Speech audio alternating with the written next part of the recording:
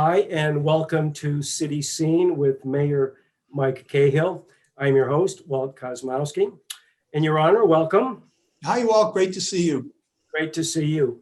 And we have a special guest that's joining us today, Darlene Wynn. And Darlene is the city's Director of Planning and Community Development. Darlene, welcome. Hi, thanks for having me. Absolutely. And we're going to be talking today about the city's master plan. And this is something that the city started working on almost 2 years ago in spring of 2019. And I'm going to ask either one of you can take this question first. For those viewers who maybe are not aware, what is a master plan and why are we working on a master plan right now? I'll start. So a master plan is a long-range plan that includes a comprehensive analysis of all the aspects of community development. It sets forth a future vision for the city over the next 10 to 15 or perhaps even longer years. And under a set of goals, it establishes a set of recommendations to guide public policy and land use decisions going forward.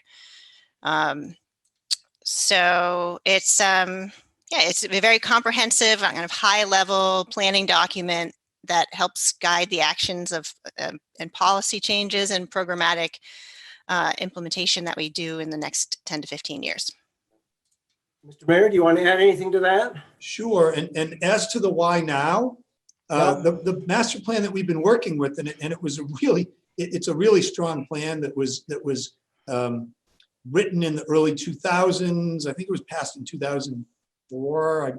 But it's the bulk of the work, and the master plan is really a conversation at a community-wide level to take a look at all these key areas within a community, all the different values that a community holds, and how to take stock of where we are and how to move forward. And so the plan that we've been working with, I remember being part of it as a resident, going to all the workshops back in 2001, 2002. Great product. The city has worked with it and leaned on it for a number of years, but it's time. It was about 17, 18 years old. So it was time to kind of start again, go back to the community, really have all the great conversations and get input from every corner that we can, and check ourselves on where we are and where we need to head. Now, that doesn't mean that everything that was in the old plan is no longer valid. I mean, a lot of those things are still valid. What are some of the key changes in the city and the kind of points that you look at, that the key things that have changed that made you want to do this now? Well, I'll touch on that quickly and then let Darlene. One of the values that was set in the last master plan was a recognition that Beverly continues to need housing options for people, and just how and where to provide that additional housing. It was the case in 2001. It's the case today. People in Beverly need places to live for all the various stages in life. And there are a lot of people in Beverly who worry about where their kids are going to be able to live. If their kids, when they grow up, choose to live in Beverly, where can their parents live when the parents sell the home they raised the family in? So a lot of need around stages of life, and then there's a lot of need for housing in all different all the different income levels. So that's a piece of it, and that good thing is that was a value in the last plan, and that was reinforced through all the public process in the new plan.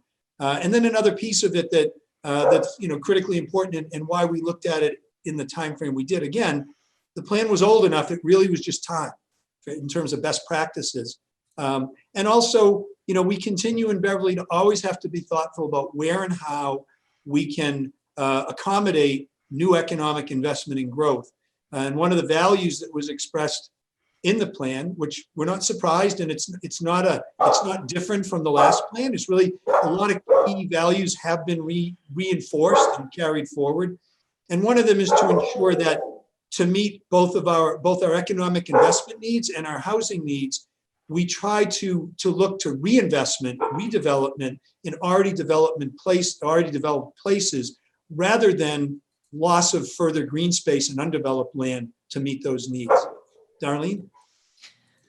Well, I think you hit on a lot of the points that I was going to touch on. To speak a little bit just quickly, in addition to the things that the mayor mentioned, best practices have changed over time. Now, some of the things we talked about transit-oriented development in the last plan, but we didn't call it transit-oriented development at the time. And policies and programs have changed enough, and the environment has changed. And so I think another area that we really looked at was sustainability. From an economic perspective, an environmental perspective, and a social perspective, and taking into account current trends with the environment, with social equity and diversity, and addressing, what's going on in our world today, and making sure that our plan is responsive to that. Maybe this might be a good time, Your Honor. Mike, maybe you could talk about some of the changes that have happened here in the Beverly Planning Department and give us an update on that. Sure. Can I first ask, Walt, is your dog going to get in the credits? He just made an appearance. What's he or she's name? That's Stella. We got to get her in the credits. 2020, Walt. Oh, that's great. Yeah, let me, if I could, just I want to tell people, because a lot of people will remember, and they may be looking for Aaron. Aaron Clausen was our planning director for a little more than 6 years. And I want you to know he's alive and well and thriving. He's now the planning director for the city of Lynn. It was an opportunity in Lynn with a lot of exciting things happened that he couldn't pass up. And we miss him. We love him and miss him. We try to stay in touch. But we also were, and he left in April. We're incredibly fortunate that Darlene was here already. And Darlene came in as our assistant planner, gosh, almost 6 years ago, 5+ years before. And so, we posted the position and went out and tried to get the best candidates. And oftentimes you have the best candidate right here. We were fortunate that we did, and we recognized that. And so Darlene essentially was promoted to planning director back in April. Maybe she can fill you in on the rest of the office. And also, Darlene, I want to make sure you share with people a little bit of your own background so they can get to know you and why we're so excited that you're running the planning department for us. Sure. I guess to start with that part, I have about 18 or so years of experience now, I guess, in planning, both in my education and practical experience. Most of that time was spent as a consulting planner working for various private companies that would go in and out of communities and work on planning projects and zoning projects, and also a lot of permitting for development, the MIPA process in Massachusetts. I spent 4 years in Philadelphia, or in the Philadelphia area, working for a county planning agency, similar role like a consultant to towns and cities. And I have a master's degree from MIT in urban studies and planning with a focus on environmental policy, and my undergrad's in architectural studies from Connecticut College. But I live in Beverly, and I was lucky enough to find the opportunity about a year after I moved to Beverly, and was really looking to move into the public sector and really, as I say, get my hands dirty and see a project through from beginning to the end. And this is one of those experiences working on this master plan, when you actually get to see something done and then actually implement it too, which is the exciting part. And yeah, so because I moved up, thank you to the mayor for the opportunity to jump into this position, which I've been very happy about. Emily Hutchings was recently in August promoted to assistant planning director. She'd been with the city for, I think, 3 years now, and is doing a great job. And again, like the mayor said, we interviewed other people, but the candidate was right in front of us. And then just last November 30th, our newest associate planner started, who filled Emily's position. So her name is Chelsea Zakis, and she's actually moved up from Georgia, fresh out of Georgia Tech, and she's really enthusiastic and moving to Beverly in a couple weeks from Cambridge. So she's really excited, and we're glad to have a full staff again to help us implement this master plan. Well, I must say that's wonderful. And just echoing the mayor's words, you having been around, you hit the ground running. Your learning curve was very, very short as far as filling those shoes. Yeah. So let me ask you, Darlene, how does this plan relate to all the other efforts and plans in projects that the city is working on? I mean, I just off the top of my head, you got the Bass River Plan, the waterfront.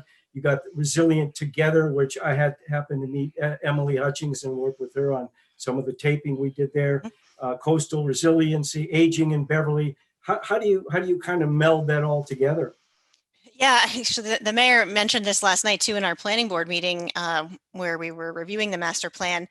We have been fortunate in this community, even before I was here, to do a lot of planning, both through grants and through investment, with hiring consultants or doing the work in-house. But we have a lot of plans like the ones you mentioned.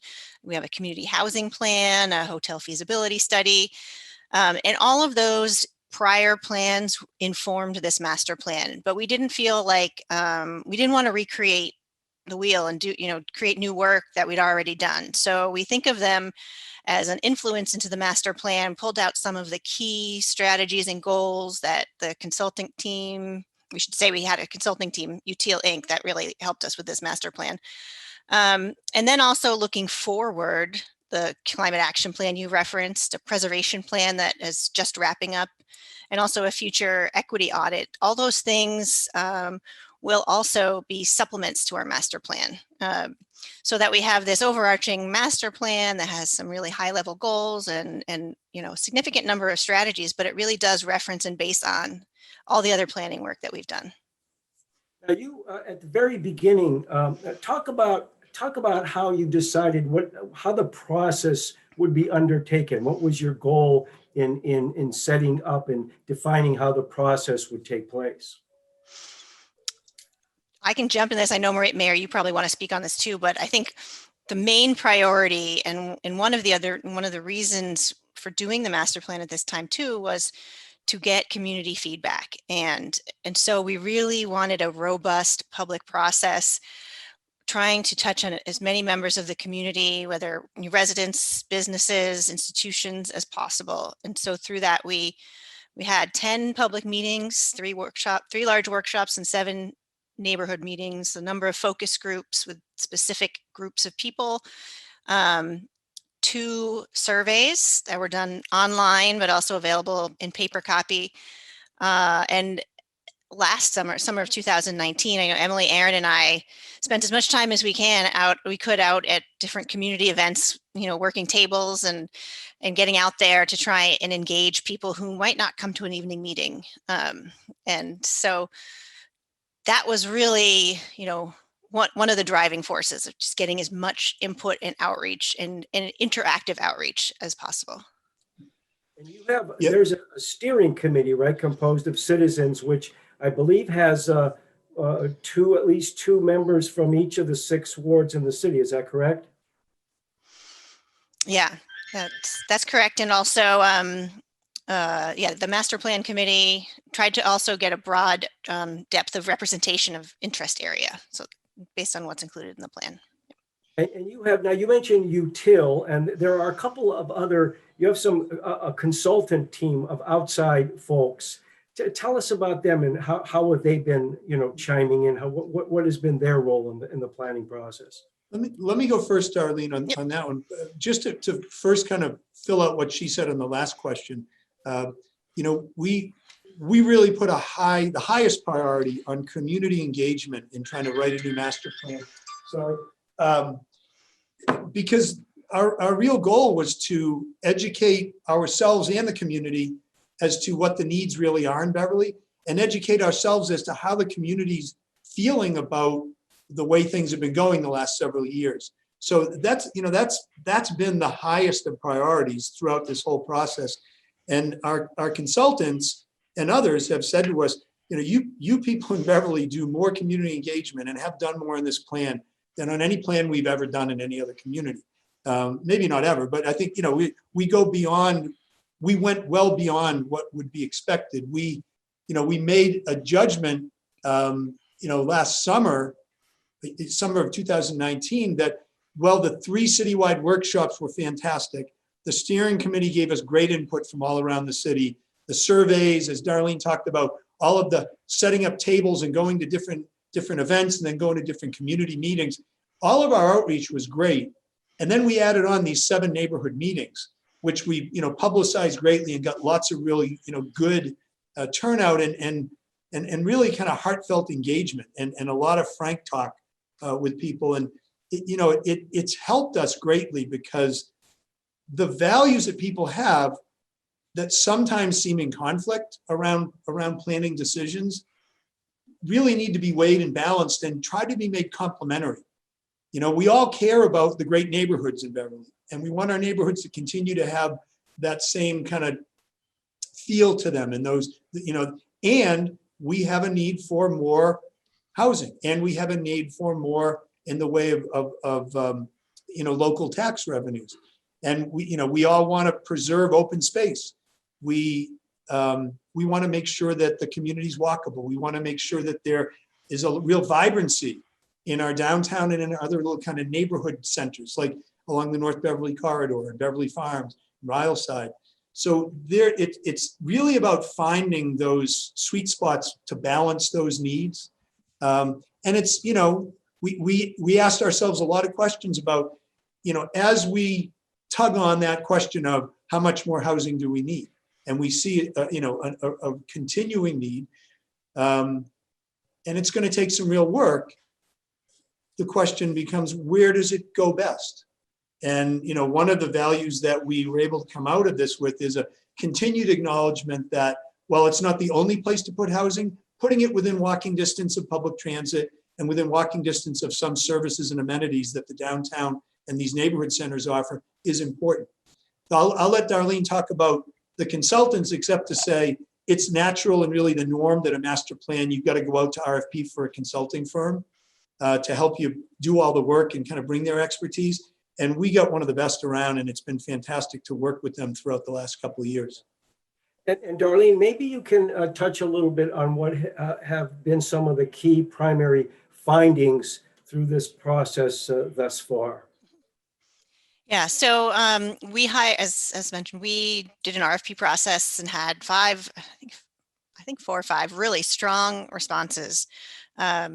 But we were lucky that UTL had responded, and they put together a team, including an economic consultant, a landscape architect. Trying to remember who else. We mainly did, our main coordination was with UTL, and they were really the project managers, and and a transportation consultant that we had worked with previously, Nelson Nygaard. And they, the sub-consultants all kind of worked behind the scenes, although they came and supported at some of the public meetings. And really the UTL team, consisting of Tim Love and Teskina Tureen, and then a couple other members, Jessica Robertson and Corey Berg, who had moved on kind of throughout the process. They all were really our day-to-day, like, hands dirty team that we worked with intimately. Lots of meetings, lots of discussions, and really great feedback and great insight from them too.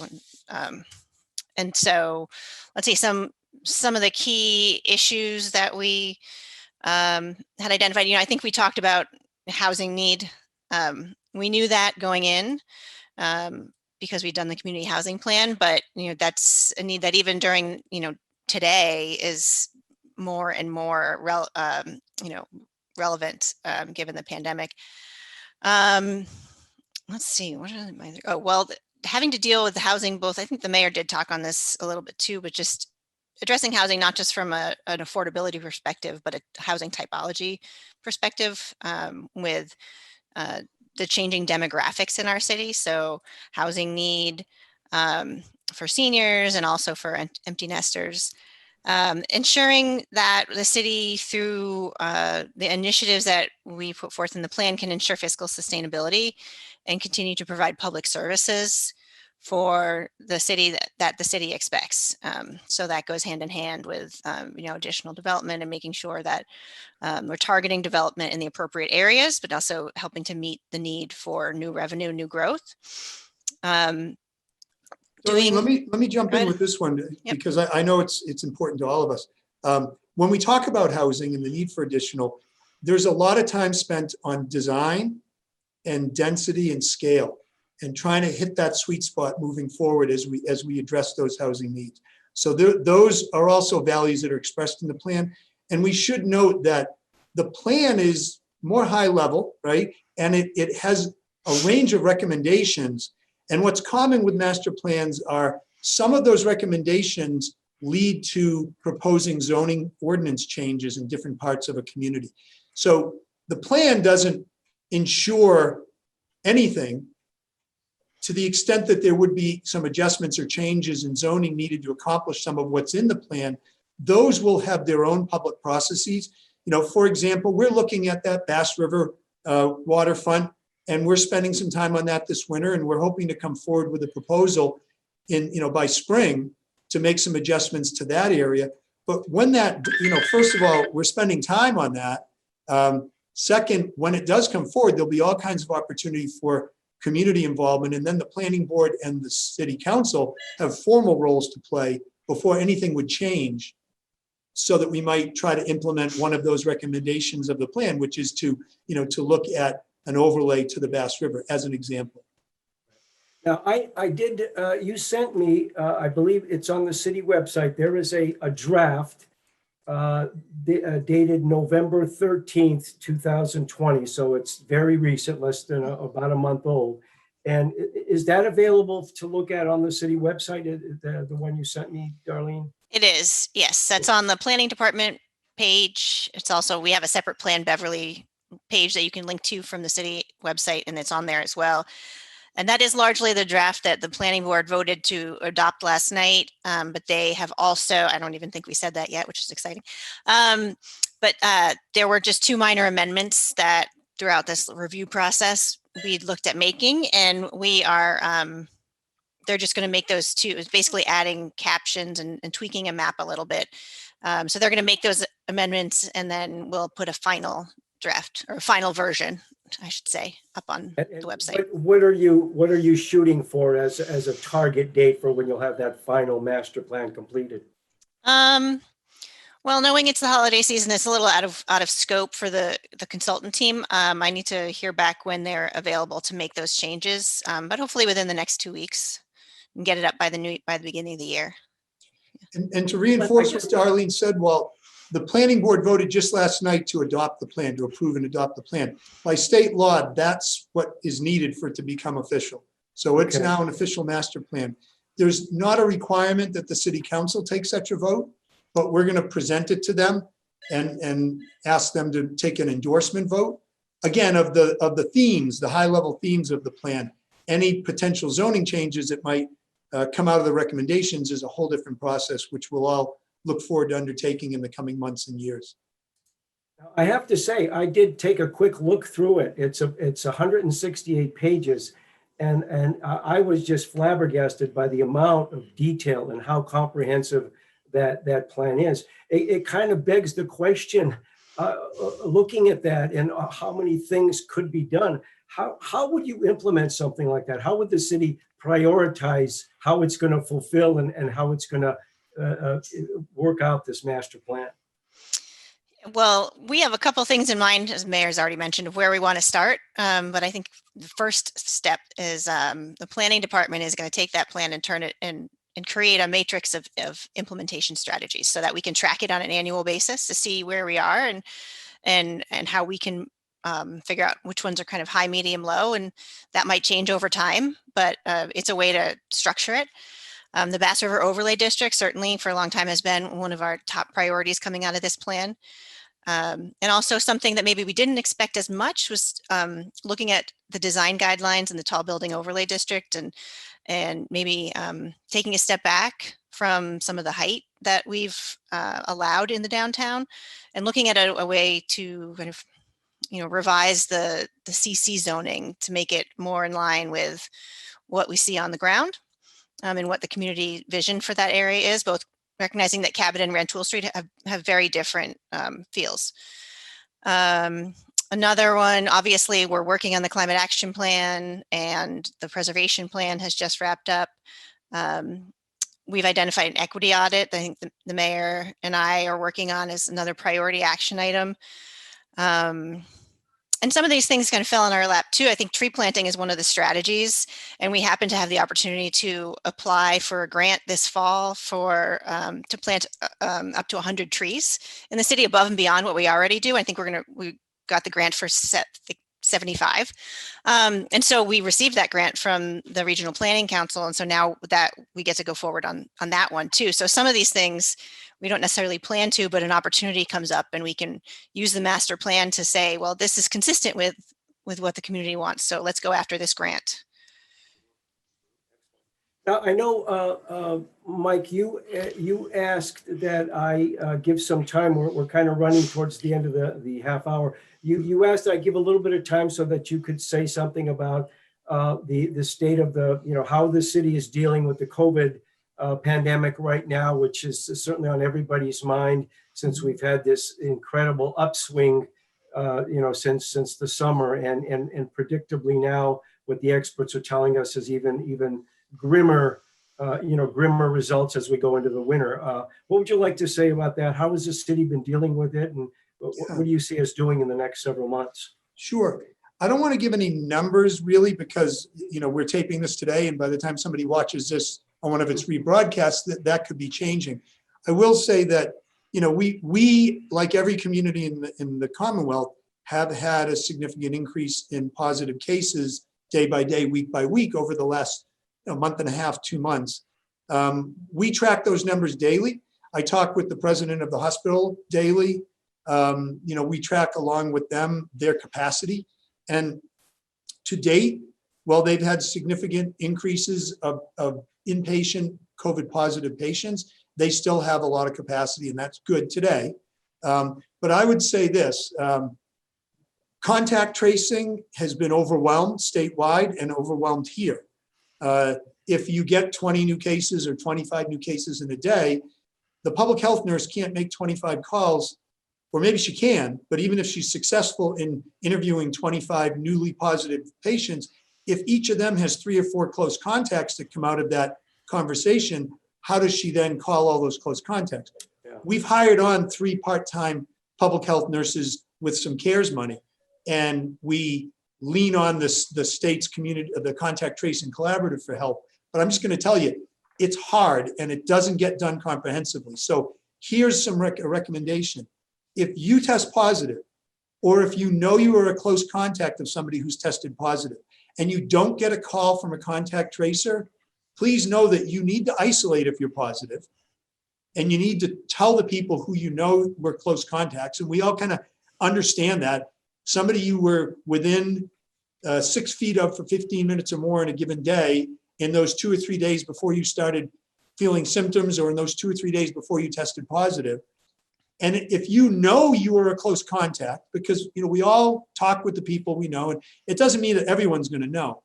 But if you know you're a close contact, if you know that you're positive, you need to isolate and quarantine for your own health and for all the people you care about and interact with. So I think that's a value that we can all kind of carry and try to implement. And a second one is, we know that we should not be spending time indoors with people outside of our family or our household. If you have to be indoors in somebody's presence, make sure you're masked and stay 6 feet away. Try to have windows open, but don't spend meaningful time indoors with people that aren't in your circle, right? And don't make the mistake of thinking you can keep your circle multiple households, because that's how it spreads. So I think, that these are things, they're sacrifices for all of us, but they're important to me. And just know that we're spending time every single day of the week, 7 days a week, tracking, listening to experts, working with other communities, working with the governor and his team. And we're trying to make the right decisions. And we're all mindful of, trying to do things as safely as we can, trying to keep our schools open, which have thus far proven to be, safe places, the way we clean them, the way we structure them, the way everybody wears masks. We're doing the best we can, and everybody needs to keep doing the best they can. The vaccine's coming, but it won't be out there for everybody until sometime mid to late spring, right? And so we all got to continue to be careful. Nobody wants to be being part of somebody getting really sick or dying when we're so close to the other side of this, where we can start to get back to what we're used to. So thanks for giving me a couple minutes on that, Walt.